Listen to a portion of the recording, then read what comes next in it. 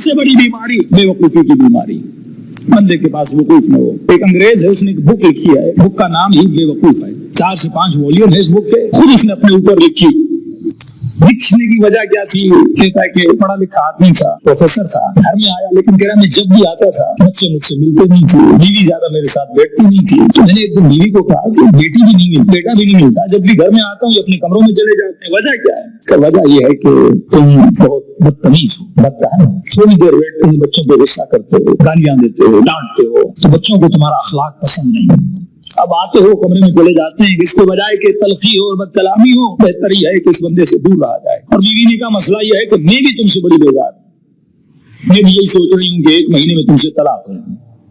اب جیسے اس نے سنا کہ بیوی بھی ڈائیورس لینے والی ہے، اس نے بیوی کو کہا کہ مجھے 2 مہینے کی مہلت دو، میں اپنے اخلاق کو اچھا کروں گا۔ بعثت لأتمم مکارم الاخلاق، مبعوث ہوا تاکہ اس معاشرے کو اخلاق مند معاشرہ بناؤں، تو مجھے 2 مہینے کی مہلت دو، میں اپنا علاج کرواؤں گا۔ بیوی نے کہا تو بس انسان بن گیا، تو 6 مہینے لے لے، انسان بن گیا۔ اللہ بھی یہی کہتا ہے میرے بندے تجھے میں 10 سال دے رہا ہوں، 20 سال دے رہا ہوں، 50 سال دے رہا ہوں، بالآخر تو آجا حسین کے در کے، بالآخر حسینی بن جا۔ کب تک تو دنیا کی خواہشوں میں گھومتا رہے گا؟ جس مقصد و معیار کے لیے، آبجیکٹ کے لیے تجھے پیدا کیا تھا، کیوں اس راہ سے تو ہٹ چکا ہے؟ کیوں اپنا تمرکز اور اپنا فوکس قیامت پہ نہیں کرتا، قبر پہ نہیں کرتا، برزخ پہ نہیں کرتا کہ یہ دنیا گزرنے والی ہے، تم نے وہاں کے لیے کیا جمع کیا ہے؟ تو کہتا میرا ایک دوست تھا جو سائیکٹرسٹ تھا، میں اس کے پاس گیا اور میں نے کہا کہ مسئلہ ہے، کیا مسئلہ ہے؟ ابھی بھی طلاق لے رہی ہے، بچے بات نہیں کرتے، ایسا کیوں ہے؟ ابھی بھی ایسی ہے، بچے ایسے ہیں، بیٹی ایسی ہے، بیٹا ایسا ہے۔ 1.5 گھنٹہ یہ کہنے لگا کہ وہ کیسی ہے۔ ڈاکٹر نے کہا اتنے تم نے یہ تو بتا دیا، وہ کیسے؟ تھوڑا یہ بتا تو کیسا ہے؟ من عرف نفسہ فقد عرف ربہ، جو انسان خود کو پہچانتا ہے وہ خدا کو پہچانتا ہے۔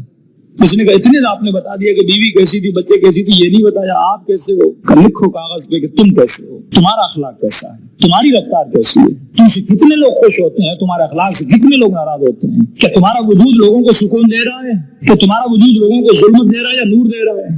تمہارے وجود سے کوئی فائدہ لے رہا ہے؟ تو کہا لکھو کاغذ پہ۔ اس نے لکھا، اس نے کہا دیکھو تمہیں جو بیماری ہے اس کا نام ہے بے وقوفی۔ اس نے کہا ڈاکٹر صاحب گالی کیوں دے رہے ہو؟ میں پروفیسر آدمی ہوں، مجھے کہہ رہے ہو میں بے وقوف؟ اتنا پڑھا لکھا، پڑھے لکھے جاہل بھی تو آپ نے دیکھے ہوں گے نا۔ تو میں تمہیں ایک مشورہ دیتا ہوں، اس بیماری کا علاج تو بڑا مشکل ہے، لیکن تمہارے ضمیر کو جھنجھوڑنے کے لیے اور بیدار کرنے کے لیے تجھے ایک مشورہ دیتا ہوں۔ تو کون سا مشورہ؟ ایک تختہ لو، ایک بہت بڑا تختہ، وہ تختہ لا کے اپنے آفس میں، اپنے گھر میں، اپنے کمرے میں، جہاں تمہارا دل ہے، جہاں پہ تمہاری زیادہ ایکٹیویٹی ہے، وہاں پہ لگا لو۔ لگانے کے بعد پورے دن میں اگر تم کسی کو گالی دو، بدتمیزی کرو، کسی کی غیبت کرو، کسی کو مارو، کسی بھی انسان کو تکلیف دو، وہ رات کو آ کر نوٹ کرو کہ آج میں نے غصے میں آ کر کس کس کو تکلیف دی۔ مثلا اگر تم نے 10 لوگوں کو تکلیف دی، اس تختے پہ 10 کیلے لگا لو۔ 30 دن کے بعد میرے پاس واپس آنا، تختہ بھی لے کر آنا، پریکٹیکلی دیکھو کہ تم نے زندگی میں کیا کچھ کیا، کیا کچھ نہیں کیا۔ حاسبو قبل ان تحاسبوا، یہ اہل بیت کا راستہ ہے۔ اپنا حساب کر اس سے پہلے کہ خدا حساب کرے۔ اپنی کیلکولیشن کر۔ آج پوچھو نا آپ کے بینک میں پیسے کتنے پتا ہے، جیب میں کتنے پیسے ہیں پتا ہے، سیلری کتنی آتی ہے پتا ہے، اور یہ پوچھوں کہ نیکیاں کتنی ہیں، برائیاں کچھ پتا نہیں۔ میرا کوئی حساب و کتاب نہیں، کتنی نمازیں قضا ہیں، کتنے روزے قضا ہیں، کتنے سال سے میرا خمس قضا ہے، حج اگر واجب ہوا کیا کہ نہیں کیا، یہ سارے تو آپ کے ذمے پر ہے۔ حساب و کتاب کر کہ کون سی چیز تمہارے ذمے پر ہے، کون سی چیز تمہارے ذمے پر ہے۔ اگر حساب نہیں کرو گے تو اللہ کا حساب بڑا کڑوا ہے، اگر حساب نہیں کرو گے تو منکر و نکیر کا حساب بڑا کڑوا ہے۔ تو اس سے پہلے کہ موت آ جائے اپنا حساب کر، کہ یہ تختہ لے لے اور جس کے ساتھ بے احترامی اور بدتمیزی کرتا ہے ایک کیل لگا لے۔ 1 مہینے کے بعد تختہ لے کر آنا۔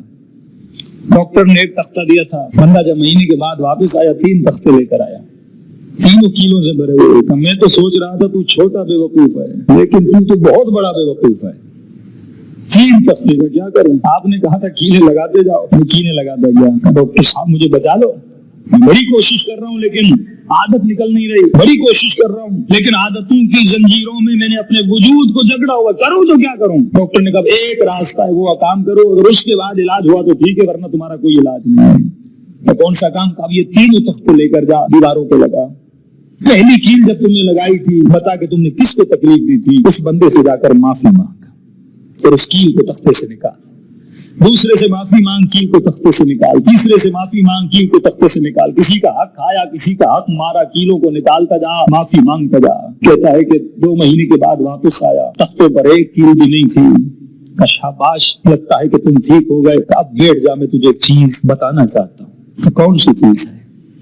کہ ذرا تختوں کو غور سے دیکھ۔ اس نے تختوں کو غور سے دیکھا، کیل لگائی بھی تم نے، کیل نکالی بھی تم نے، کسی کی بدتمیزی، بے احترامی، دل آزاری، بیوی ہو، بچہ ہو، بھائی ہو، بہن ہو، دوست ہو، تم نے دل آزاری کی، معافی بھی تم نے مانگی، اس نے معاف بھی کر دیا، تم نے کیل بھی نکال لی، کیل تو نکل گئی پر نشان اب تک باقی ہے۔ یہ ہے کہ ایمان کے 9 حصے اللہ کی خلق کے ساتھ اچھا اخلاق رکھنا ہے۔ اگر تم کسی کے ساتھ برائی کرتے ہو، کیل تو نکل جائے گی، وہ تجھے معاف بھی کر دے گا، لیکن انسان اس کے دل پہ جو چونٹ آئی ہے۔ کبھی امام سجاد فرماتے ہیں نیز مجھے اتنے زخم نہیں دیے، کبھی زینب فرماتی ہیں تازیانوں نے مجھے اتنے زخم نہیں دیے، لیکن جب وہ زخم سما لگاتے تھے، جب یہ مجھے تکلیف دیتے تھے اپنی باتوں سے کہ یہ باغی کی بہن ہے، جب یہ میرے بابا کو گالیاں دیتے تھے، جب ہمارے رسول کو اپنی زبانوں سے ایسے ایسے لفظ کہتے تھے، جب آپ واقعی امام سجاد کے وہ مقامات پڑھیں گے کہ مجھے بازار شام سے کیسے گزارا گیا، تو وہاں فرماتے ہیں یہ جو زخم ملے نا، ان زخم